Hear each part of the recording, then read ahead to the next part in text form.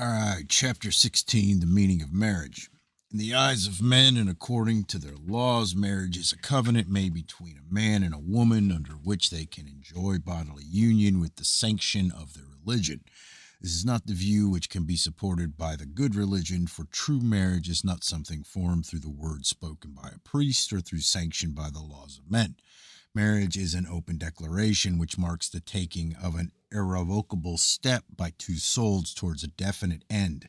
It signifies their complete surrender and dedication to each other. It is meant to be far more than union of the bodies. It should also be a union of spirits, though this is rarely achieved.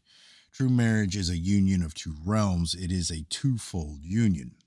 The marriage ceremony is an announcement made before all persons that a man and woman are setting out on the rocky road of matrimony in search of true love. This is not something which can be picked up like a jewel. It cannot be bartered, bought, or sold. The thing which must never be overlooked is that true marriage is not just the union of two bodies, but the first step towards the blending of two spirits. The marriage of humble people unsanctified by priests are no less worthy than those of wealthy people of quality whose religion sanctifies bonds of straw. Living in sin means living together without responsibility and for bodily satisfaction alone. Unholy wedlock means being bound fast in the bonds of matrimony without any prospect of advancement to the glory of true love. Wedlock and marriage are not alike, for a true marriage may exist without sanction by the laws of men or blessing of priests, providing a love exists which can mature into true love. The chain that binds two souls together is forged in the spiritual realm, and no earthly power can even break it, ever break it.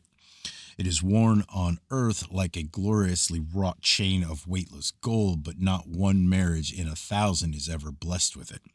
Adultery is the defilement of a marriage, but there is a mild form of it when the thoughts of one partner goes out towards someone else.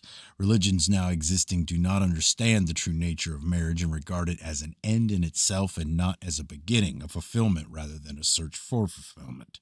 The good religion will regard marriage as one of the great challenges of life and one of the supreme tests along the road to spirituality. Love is not the end, for love aspires to reach out beyond itself and ascend to the heights of true love, sometimes called pure love.